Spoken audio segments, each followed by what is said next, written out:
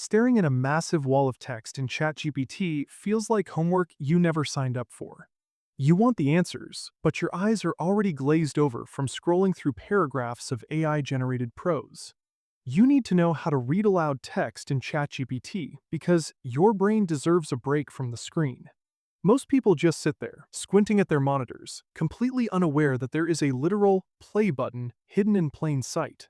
It's a total waste of time to manually read through a 5-page summary when your computer or phone could be doing the heavy lifting for you while you grab a coffee.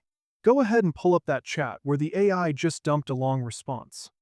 Move your mouse or your finger down to the very bottom of that specific text block. Look over toward the left-hand side, right next to the copy and dislike icons. You are looking for a small icon that looks like a speaker.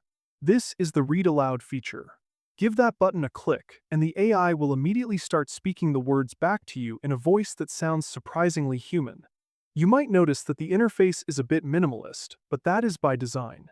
Once the audio starts, you can usually see basic controls to stop the playback if you've heard enough. It will power through the entire response from start to finish without you having to lift a finger. If you've never noticed that icon before, don't feel bad. It's tucked away in a corner where your eyes usually skip over it as you move to the next prompt. Why does ChatGPT even have this?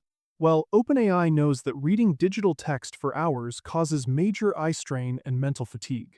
They built this because voice interaction makes the AI feel more like a collaborator and less like a search engine. Sometimes you just process information better when you hear it spoken.